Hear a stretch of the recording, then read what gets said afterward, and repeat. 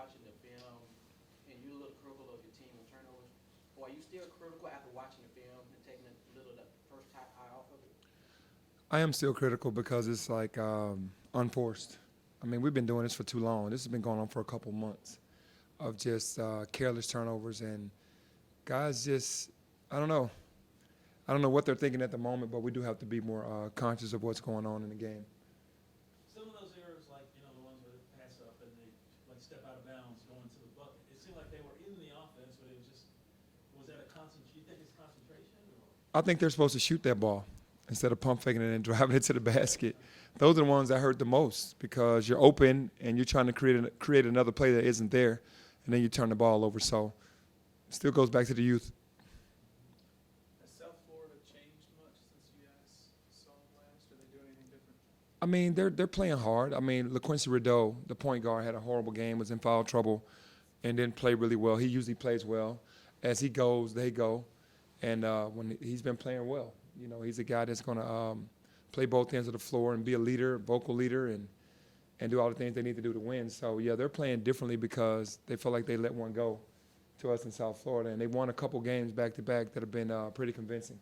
Hey, after what happened last night in the conference with Tulsa getting beat at home, Wichita getting beat at home, there's no need to remind these guys not to take this team for granted. No, we did that against SMU. We can't afford to lose any more home games. I mean, you don't take anybody for granted. You don't overlook anybody. But we just have to lock in and be ready to play tomorrow. Yeah, speaking of that, the youth thing, they didn't really pay that much attention to USF when you went down there. Now you got the win, but they can't think, well, we can just turn it on whenever we get ready. No, I don't think that's on their minds anymore. I think that was early, but now they have full respect for this conference for sure. You lose DJ, obviously you feel bad in that moment. Then you come back, you win 2 games in a row, and in the last game you look probably the best you've looked in a while. Is there a way to still feel better about your team moving forward, even when you lose a guy like that, if you can get the rest of the guys to play to that? Yeah, I mean, even though we all feel bad for DJ, you have to get your guys believing in themselves. And we have a pretty confident bunch. These guys feel like when a teammate goes down that they can step in and get the job done. Different guys are stepping up, and we're actually scoring more points with less guys, which is crazy, but it's still the confidence is building in these guys saying, hey, we can go on a run until DJ gets back. How important is Lester to this piece? It looks like when he gets going, the whole team sort of gets going. No, he's huge. He's a guy that we need to score. Of course, he's going to guard the better player on the other team, rebound the basketball, and yeah, when he's going offensively, then we're pretty good. A couple of weeks ago, about Boogie, you said he just needs more minutes, but you can't just always work him in. The fact that the minutes they're playing now, they have to play because of being limited, is that increasing their confidence versus knowing that they're just playing like reserve minutes? I think they were already playing good minutes, but we were trying to win the game. I think that there's only a certain amount of time that you have in the game before we go, all right, we got to go with someone else. And that's what happened with Boogie early. He was in a slump, and we went with Tyler and Alo. Now Boogie's playing well. We're playing Boogie more. So we're not trying to go out there and just pacify guys or make enough minutes for this guy or that guy. Your play dictates that, and we're trying to win the basketball game. Talk about, you talk about confidence, how Malco's starting to, it seems like he's getting much more comfortable in his role. Well, as the year's going on, his body's starting to feel better. I mean, he's coming off 2 knee surgeries, and, you know, you get back on the court, but you're still not mentally or physically there. Even though you've been approved to go back out and everything feels fine in the beginning, once you get into a game, then the energy and the nervous energy and all that stuff just the anxiety, it just kind of overtakes your body, and you got to get used to that. And I think Malcolm is starting to get used to that now. Is he at the point now where you start really counting on him for the minutes that he gave you in this last game? Well, I mean, the more minutes he plays, I think that he's going to be good. He does have some ailments sometimes with his knee being a little stiff sometimes when he goes in, but other than that, I think he'll be okay. But we do count on him and his minutes. Hey, Coach, you're in the top 5 in defense in most categories. What is the ceiling for this team defensively? Well, it could get better because of communication. I think that right now we're sitting pretty because with having freshmen and sophomores playing, you usually don't get the defensive side, you get the offensive side. So I'm really proud of that. But the ceiling is still high. I think that if we continue to stick with the game plan and communicate, these guys can be even better defensively. Talk a little bit about Precious. He got that, I think it was Julie serving watch list, and that's quite an honor freshman. I think he's the only freshman that's on that list, and getting his play back up to the level where he's getting you that, not just at 13 and 10 like he had last time, but maybe an 18, 12, 10. Yeah, I think first of all, that's huge for Precious and our team for him to be, recognized with the Julius Erving, one of the guys nominated for it. His play has been up and down because teams are playing him differently, but we need his energy for the entire game. I think that 13 and 10 he can do in his sleep. He's a guy, he needs to turn the level up. Right now, it's time for us to go into overdrive and kick it up. And as he goes, we go. So just a double-double, it's unfair for a freshman to say that's not enough. We need major double-doubles, because with DJ being down, we're going to need more from everyone. You mentioned scoring more points with fewer guys. Is that something that's easy to pinpoint why that's happening or how that's happening? Or is Yeah, I think it's just the guys that you have left are more buying in, understanding that we need each other. I think when you have the whole crew, guys try to do it more individually. Do you feel like shot selection's better too, kind of going along with that question, or is it literally confidence, or what is it? I think it's both. I think it's shot selection and confidence. I think that we're making more threes now.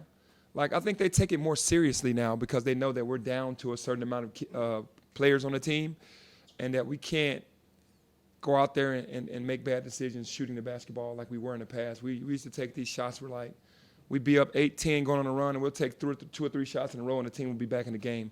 We don't really do that anymore. So I think we're taking more pride in what shots we take. And plus, we've kind of narrowed down the things that they can do offensively, and then I handle the rest, so that's kind of helping as well. Do you feel like a tough matchup for you guys because they are a team that forces a lot of turnovers and you guys sort of struggle? Well, any team that's forcing turnovers is going to be tough for us because we already do it enough to ourselves.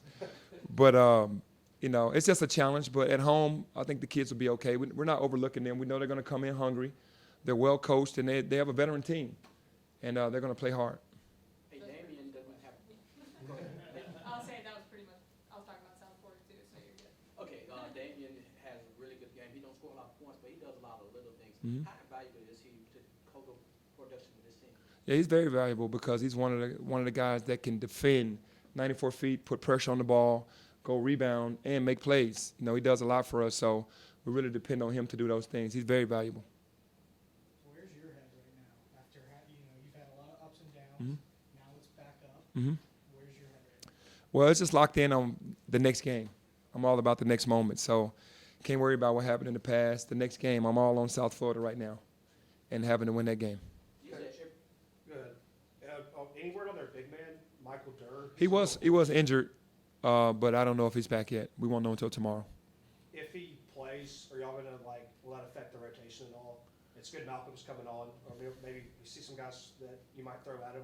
Well, I mean, Malcolm started in the game at South Florida in the first half. He started and then played maybe 3 minutes, 4 minutes in the second half and didn't play anymore. We put Precious at the 5.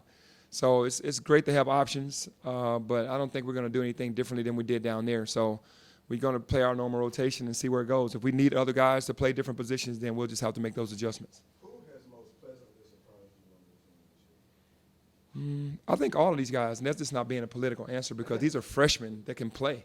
There's a lot of pressure on these guys coming in with having the #1 recruiting class, and they're stepping up to the test. And I can't just pick one guy that I can say. Precious, I can say because he changed his game from trying to be an outside guy. He wanted to be all outside, 90%, 10% inside. And we've kind of flipped that. And I was looking at an article on Monty Williams in the NBA talking about DeAndre Ayton, 80-20 rule, 80 inside, 20 outside. That's kind of what we want with Precious because he's more dominant on the inside.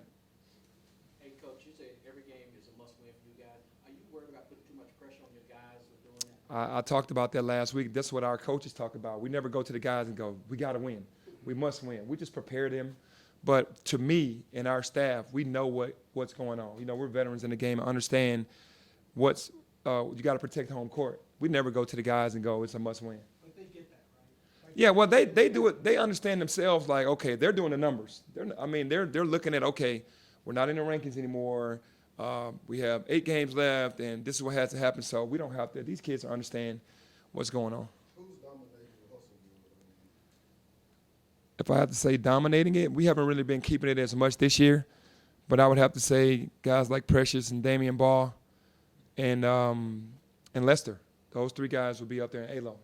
Those 4. Is that something Yeah, anytime you put competition up and have guys competing for to get an award or be the top of something, they're always going to compete, whether it's in the weight room or on the court. So, yeah, I'm thinking probably Lester, Precious, Alo will be the guys right now. Coach, one more thing for me. You think, you were talking about, got so many games left and, we're not ranking it. Do you think, are you looking for someone to have that backs against the wall mentality, or for that to come out in the players? Because I know you don't want to put pressure on yourself to do that. I think if you go to a high major college and you understand what you want to do, I think wanting to win a national championship, wanting to make it to the NCAA tournament, all those things, that's what you live for. And I don't think it's pressure. I think it's just a goal, and you try to meet that goal and let your talent do the talking. I don't think it's to a point that where it's life or death. I think it's just really just understanding this is our goal, and we have to play hard to get to those goals. Time for one more. Talk about Boogie a lot, about being constantly in the gym, being a perfectionist. Is there anything else that he has that's like led to his emergence, I guess? Studying more film with me. Boogie and I were studying film early, and then he kind of broke it off. He always stayed in the gym, but I think seeing himself on film more and understanding what's going on has really helped him in certain situations as well. Who got him there? Did you sort of say? Yeah, it's time to start back. Yeah, for sure. And then me and him started meeting daily, watching film. Thank you. Thanks, Coach. Thank you.